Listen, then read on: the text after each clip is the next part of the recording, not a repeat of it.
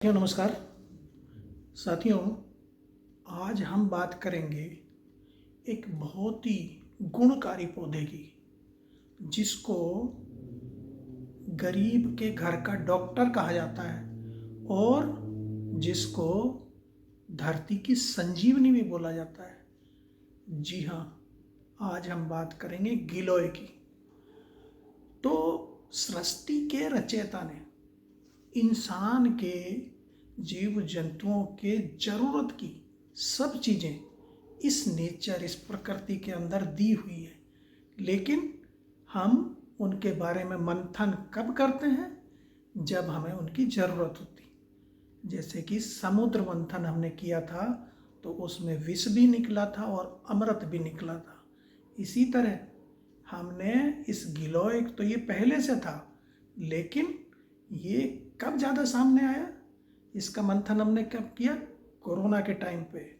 और हमारे आयुष मंत्रालय ने कोरोना के प्रोटोकॉल में गिलोय को शामिल किया, इसको सुपर फूड की संज्ञा दी गई। तो ये इसी गिलोय की आज हम बात करेंगे, क्योंकि कोरोना के टाइम पे तो ये बहुत ही मशहूर हो गया था, सब लोग डेली इसका सेवन करते थे। लेकिन धीरे धीरे जब हम कोई विपदा आपत्ति गुजर जाती है तो उन चीज़ों को धीरे धीरे भूल जाते हैं। तो हम गिलोय को फिर से, ये ऐसी चीज़ है, इसको अपने गार्डन में सबको लगाना चाहिए, अपने घर में सबको लगाना चाहिए। Easy to grow, low maintenance, कोई ज़्यादा इसको कैसी मिट्टी हो चल जाता है। तो ये इसको हमें लगाना चाहिए। कई बार हम, क्योंकि थोड़ा ये है कि हम कोई भी काम करने जाते हैं तो पहले उसके लाभ जानना चाहते हैं, उसके फ़ायदे जानना चाहते हैं। इसके बहुत सारे गुणकारी फ़ायदे हैं। तो जैसे कि हमारे पेट की चर्बी, आजकल के जो डाइजेशन की प्रॉब्लम रहती है, तो पेट की चर्बी जिन लोगों को कम करनी है उसको गिलोय का सेवन करना चाहिए। पुरानी कब्ज है, एनीमिया है, एसिडिटी होती रहती है, यूरिन इन्फेक्शन हो जाता है, तो इनमें डायबिटीज है, मलेरिया, डेंगू, सफ़ेद दाग, अपच, जोड़ों का दर्द, ब्लड प्रेशर, ये ऐसे, अस्थमा, कैंसर, कुष्ठ रोग, पीलिया, गठिया रोग, देखिए कितने सारे मैंने रोग बताए जिनकी दवाइयाँ इस गिलोय से बनती है। और ये हम अपने इसमें सेवन कर सकते हैं। आजकल स्टोरों पे इनके कैप्सूल भी मिल जाते हैं, पाउडर भी मिल जाते हैं, इनका जूस भी मिल जाता है गिलोय का। तो इनका हमें सेवन करना चाहिए। इसके बहुत ज़्यादा फायदे, ये हमारी इम्यूनिटी को बूस्ट करता है। डायबिटीज़ का बहुत ही बढ़िया ट्रीटमेंट इससे होता है। हमारे विज़न को बढ़ा देता है। अर्थराइटिस में इसका बहुत योगदान है, डाइजेशन में तो है ही है।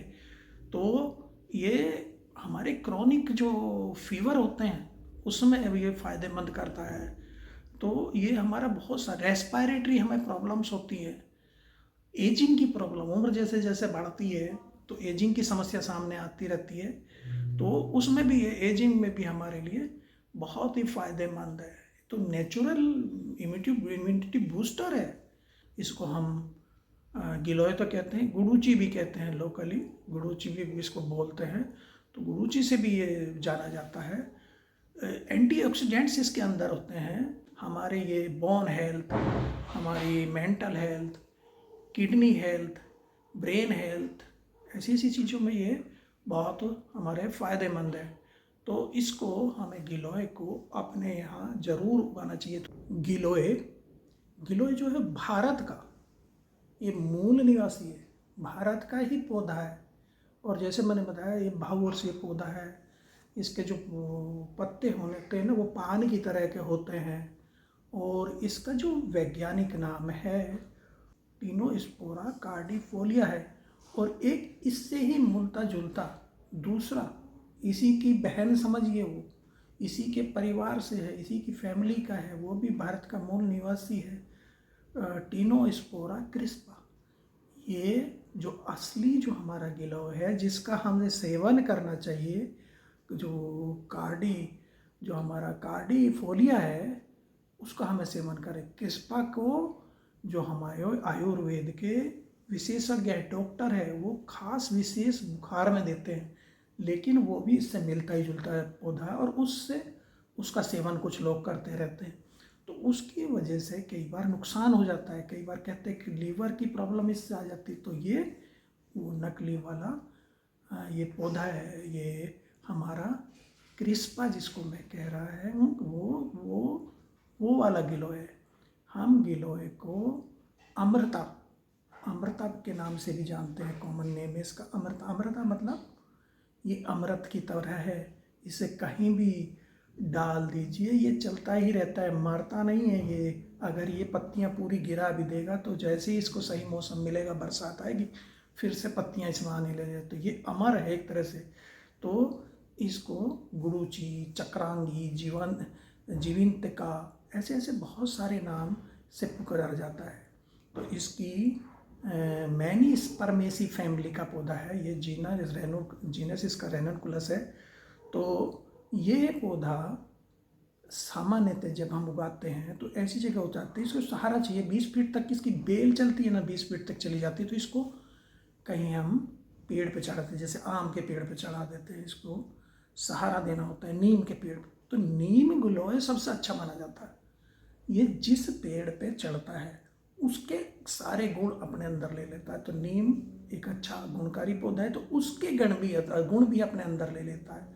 तो ये एक तरह से नीम गिलोय सबसे अच्छा माना जाता है। जो नीम पे चढ़ी हुई गिलोय रहती है वो सबसे अच्छी गुणकारी गिलोय मानी जाती है। और इसमें ये तीनों हमारे वात, पित्त और कफ, इन तीनों को कंट्रोल करता है, क्योंकि इसमें ग्लूकोसाइड भी होता है, इसमें पामेरिन होता है, टीनोस्पोरिक एसिड होता है, टीनोस्पोरिन होते हैं इसमें। तो ऐसे गुणकारी zinc, iron, copper, calcium, phosphorus, ये सारे इसमें गुणकारी पोषक तत्व इसमें अंदर होते हैं, इसमें मिनरल्स होते हैं। तो इसको हमें ये, जैसे मैंने एंटीऑक्सीडेंट और एंटी इन्फ्लेमेटरी गुण जो इसके अंदर विद्यमान है। तो बस इसको यही पहचानना है, नकली और असली जो गिलोय है उसको मैंने पहचान कर बताया। वो 3 तरीके से पहचानी जा सकती है। पत्ती से आप पहचान सकते हैं, इसके पान के आकार की है, और बीच में से ऊपर से, जैसे मैंने बताया ना, इसका नाम है कार्डिफोलिया, जो लाभकारी वाली जो है, फायदेमंद जो, उसका नाम है टीनोस्पोरिया कार्डिफोलिया। मतलब कार्डिक मतलब हार्ट शेप होती है, दिल के आकार की पत्ती होती है और ऊपर से कटी होती है। तो इसका ये एक तो पहचान ये है। दूसरा, जो इसके तने से हम, जो इसका जो सबसे अच्छा जो अंग है, जो इसका इस्तेमाल ज़्यादा किया जाता है, जो गुणकारी इसका पार्ट है, वो है तना। तने पे एक सिल्वर पेपर कोटिंग सी होती है, उसको उतारो तो उतर जाती है और अंदर से गहरा हरा तना निकलता है। वही एक गिलोय है एक्चुअली। तो वो होता है, जबकि उसमें दूसरे वाले में, जो हमारा क्रिस्पा वाला है, क्रिस्पा में ऐसा नहीं होता है। वो डुप्लीकेट जिसको हम कह देते हैं, उसे बिना सलाह के हमें नहीं लेना चाहिए। आयुर्वेद का डॉक्टर की सलाह के बाद ही, किसी खास बुखार में वो रिकमेंड कहते हैं। तो इसके छीलने पर जो हरा रंग तो निकलता है, इसमें हमारे वाली में गहरा हरा रंग है, उसमें हरा रंग है, लेकिन इसमें जो सिल्वर कोटिंग वो आसानी से उतर जाती है, तो वो निकल आ जाता है। इस पर जो क्रिस्पा है, इस पर कांटे नुमा ज़्यादा होते हैं, इसका जबकि तना स्मूथ होता है। तो ये हम इसमें से एक स्राव निकलता है। अगर तोड़ो ना पत्ती को, तो इसमें क्रिस्पा में वाइट स्राव निकलता है, जबकि इसमें ऐसा स्राव, वाइट स्राव नहीं निकलता कोई। तो ये हमारा एक सुपर फूड है, और इसको हमें जो मात्रा बताई जाती है, जैसे इसके कैप्सूल भी आ रहे, पाउडर भी आ रहे, जूस भी आ रहा, काढ़ा इसका पी सकते हैं हम, चाय पी सकते हैं। तो इसको आयुष मंत्रालय ने इसकी संस्तुति की है, उसके लिए मना किया है क्रिस्पा को, उसको डॉक्टर की सलाह के बिना मत लीजिएगा। इसके लिए आप ले सकते हैं, इसकी टैबलेट आती है 125 mg, 250 mg की, तो ले सकते हैं। कोई इसमें दिक्कत नहीं है। इसकी हम चाय पी सकते हैं, काढ़ा पी सकते हैं। काढ़ा जैसे 1 चम्मच गिलोय लेके और उसकी हम चाय 1 चम्मच सेवन कर सकते हैं, कोई दिक्कत नहीं। बहुत ज़्यादा कोई भी अगर चीज़ लेंगे तो नुकसान होता है। एक सलाह दी जाती है कि 5 वर्ष से कम आयु के बच्चों को गिलोय ना दें, या आपको रोमेटाइड अर्थराइटिस है तो भी गिलोय का सेवन ना करें।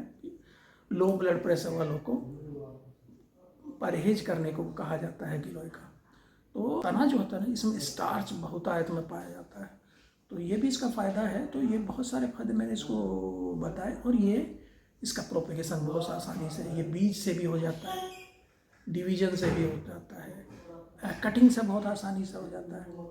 इसकी आप कटिंग काट लीजिए और लगा दीजिए, सभी तरह की मिट्टियों में हो जाता है।